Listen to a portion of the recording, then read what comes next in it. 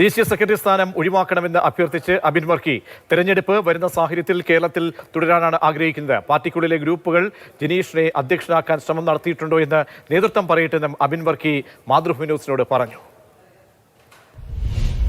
Youth കോൺഗ്രസിന്റെ പുതിയ അധ്യക്ഷനെ ഇന്നലെ തിരഞ്ഞെടുത്തിരുന്നു. ഈ തിരഞ്ഞെടുപ്പിന് പിന്നാലെ വൈസ് പ്രസിഡന്റായിരുന്ന അബിൻ വർക്കിയെ പിൻവലിച്ച് അദ്ദേഹത്തിന് ദേശീയ സെക്രട്ടറി സ്ഥാനം നൽകുകയായിരുന്നു.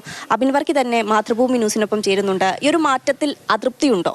ഇപ്പോൾ ഒരു അടിയന്തരമായ സാഹചര്യം വന്നപ്പോൾ ഒരു പുതിയ അധ്യക്ഷനെ തീരുമാനിക്കേണ്ട ഘട്ടമെത്തി. ആ ഘട്ടമെത്തിയപ്പോൾ പാർട്ടി നേതൃത്വം വിവിധ ഘടകങ്ങൾ കൂടിയാലോചിച്ചുകൊണ്ട് ആ ഘടകങ്ങളുടെ അടിസ്ഥാനത്തിൽ അവരെടുത്ത തീരുമാനമാണ്. അങ്ങനെയാണ് ഈ തീരുമാനമുണ്ടായത്. അണികൾക്കിടയിൽ വലിയ ഇമേജ് ഉള്ളൊരു നേതാവാണ് അബിൻ വർക്കി.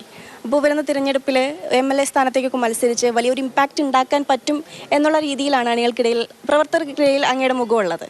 അപ്പോൾ ഈ ഒരു മാറ്റം അങ്ങനെയുണ്ട്. അപ്പോൾ ഈ ഒരു മാറ്റം അത് വരുന്ന സീറ്റിൽ അത് പ്രതിഫലിക്കും എന്നുള്ളതൊരു സാധ്യതയില്ലേ? അല്ല, അങ്ങനെയല്ല. ഇത് സീറ്റുമായി ബന്ധപ്പെട്ടുകൊണ്ടൊന്നും അല്ലല്ലോ ഇങ്ങനെ ഒരു സാഹചര്യം വന്നത്. ഇനി വരാൻ പോകുന്ന പഞ്ചായത്ത് തെരഞ്ഞെടുപ്പ്, അസംബ്ലി തെരഞ്ഞെടുപ്പ് ഏറ്റവും ക്രൂഷ്യലായ ഒന്നാണ്, എല്ലാവർക്കും അറിയാം. അപ്പോൾ നമ്മൾ പാർട്ടി ഒരു യുദ്ധത്തിന് പുറപ്പെടുന്ന ഘട്ടത്തിൽ എനിക്ക് കേരളത്തിൽ തന്നെ ആ 5 മാസവും തുടരാൻ താല്പര്യമുണ്ട് എന്നുള്ളതിൻ്റെ ഒരു താല്പര്യമാണ് ഞാൻ ദേശീയ നേതൃത്വത്തെ അറിയിക്കുന്നത്. അത് അവർ പരിഗണിക്കണമെന്നാണ് എൻ്റെ ഒരു അഭ്യർത്ഥനയാണത്. അഭ്യർത്ഥന പാർട്ടി കേൾക്കും, നേതാക്കൾ അതിനനുസരിച്ചുള്ള തീരുമാനമെടുക്കുമെന്നുള്ള തോന്നലുണ്ട്? അല്ല, എൻ്റെ പാർട്ടി ഏറ്റവും ഉചിതമായ തീരുമാനമാണ് എടുക്കുകയുള്ളൂ എന്ന പൂർണ്ണ വിശ്വാസം എനിക്കുണ്ട്. ഇത്രയും സ്ഥാനമാനങ്ങൾ എൻ്റെ പാർട്ടി എനിക്ക് തന്നിട്ടുണ്ടല്ലോ.